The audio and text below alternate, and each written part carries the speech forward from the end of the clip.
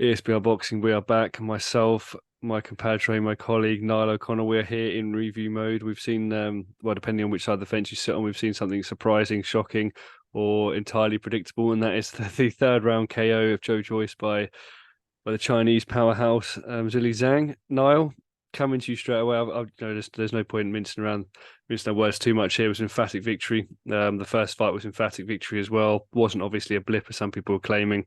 Completely outclassed, looked slow, got stopped. I'm just going to ask you straight away, is that the end of Joe Joyce? Yeah, I think so. I was thinking about this, like Joyce, in terms of, I think he's good enough to beat a lot of the division, but now at 38 years old, two bad stoppage losses like that, it's hard to see him coming back at any sort of a high level or challenging for world titles. I can't see a person. No, I totally agree with you. And I mean, what did you make? Let's just talk about, I suppose, break it down a little bit. There was a lot of talk, obviously, wasn't there, about Joyce coming in heavier in this fight, maybe to try and increase his resistance. I mean, he got punched in the face repeatedly.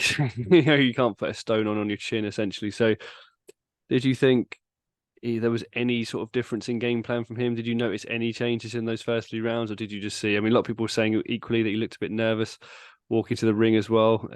Understandably so. I'm not going to sit here and diminish him for that. But do you think there was anything in that? Did you notice anything? Just talk us through your general perceptions of the main event tonight.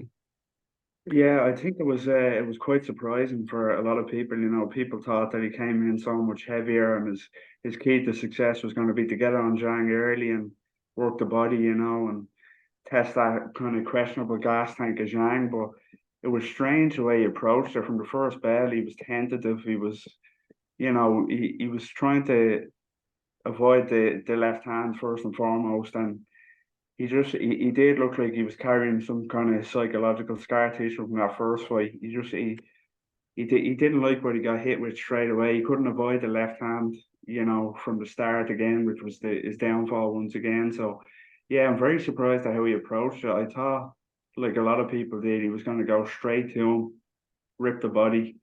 That's what I assumed the heavier weight was going to be, as did everybody else. So I'm shocked, yeah, but obviously he's still suffering he was still suffering a type of a hangover from the first fight, I think.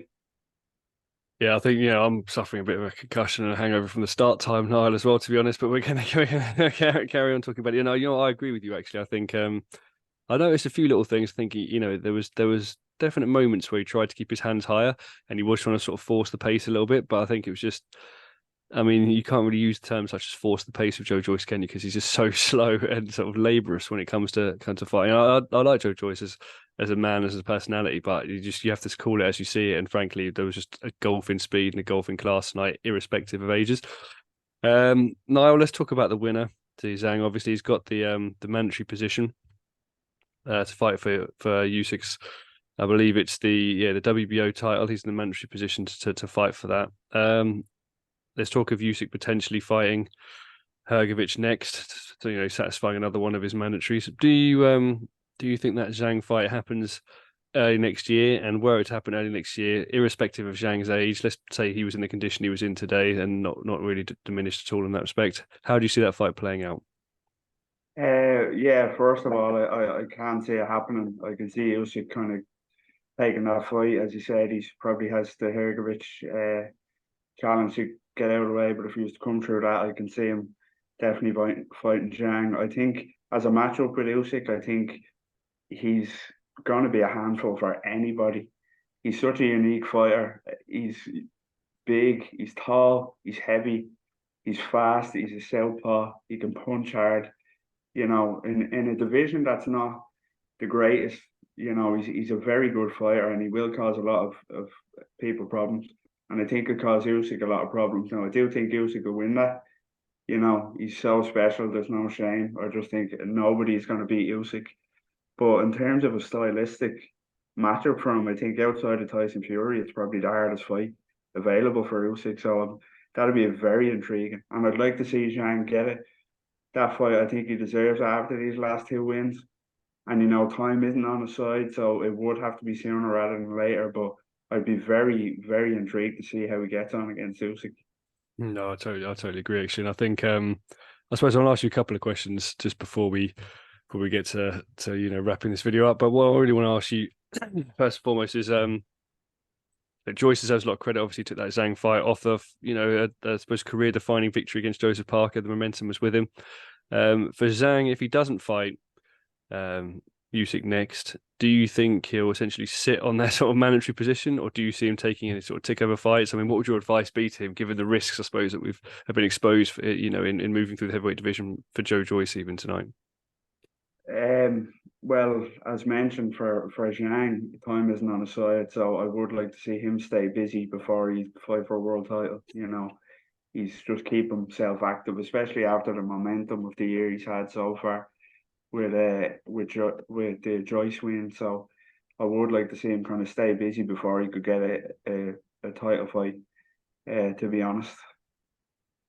And let's talk about Joe Joyce before we finish. So obviously, when we're saying obviously we don't think that's necessarily him sort of essentially finished from a world title perspective.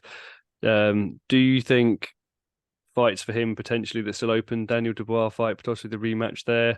I mean, he's still ranked top 10 heavyweight. Like you said, it's not the strongest division, but there's other fighters that are around him. Andy Ruiz is around there. Other fighter, Jared Anderson's obviously up and coming. So different names that are around that sort of division. Do you think Joyce will fight any of those guys? And if you were to match Joyce again, who would you have him fight next? Yeah, it's a good question. I'd really like to see him kind of take those sort of fights. I still think I'm a big fan of Joe Joyce. He came unstuck stylistically. He loses that fight 99 times out of 100 to a fighter like that, but there's still very intriguing fights against the likes of, as you mentioned, Daniel Dubois or maybe Anthony Joshua would be a big fight, a big domestic fight. But yeah, I think Joyce he can still have something to give. Maybe not a world level, but with his style, he's exciting. Say what you want about him, he's stylistically limited, but he's very exciting and he's effective against 95% of the division. It's just the elites like Zhang is now and proved himself to be that he'll come unstuck. But if he was to stick around and this isn't the end for him, I think yeah, the likes of an Anthony Joshua fight, I'd be all for, to be honest, next. Well, I was gonna wrap up, but I'm not gonna let you go away now without giving a prediction in that one. Where are you to fight Joe Joyce to fight Anthony Joshua next? How would you see that one going, please? Um, this might be a bit of a controversial opinion, especially after what we just saw, but I fancy Joyce to beat Anthony Joshua, especially the Anthony Joshua of today. He's definitely lost a step himself. He hasn't been the same fighter in his last couple of performances.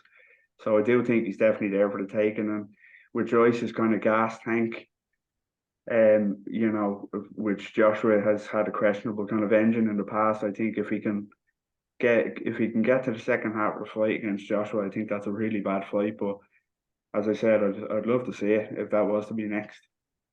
Yeah, no, I actually would like to see that fight as well. And I think similar fight in some ways to Zhang. Like if obviously Joshua's got the power, I think, to stop Joe Joyce, but he doesn't seem to want to throw the same the same sort of regularity and fluency that he used to. So if he can drag Joshua into those sort of later rounds, like you say, there's every chance of stopping him. But Niall, we're gonna have to wrap this up here. Obviously, that people have stayed up late enough to watch the fight, and they're gonna stay up even later, hopefully, to watch this. So we'll wrap it up here. But I just want to say, thank you very much for joining me. We've got a few obviously Irish lads on the channel. It's nice to share the mic with the one who speaks the most sense.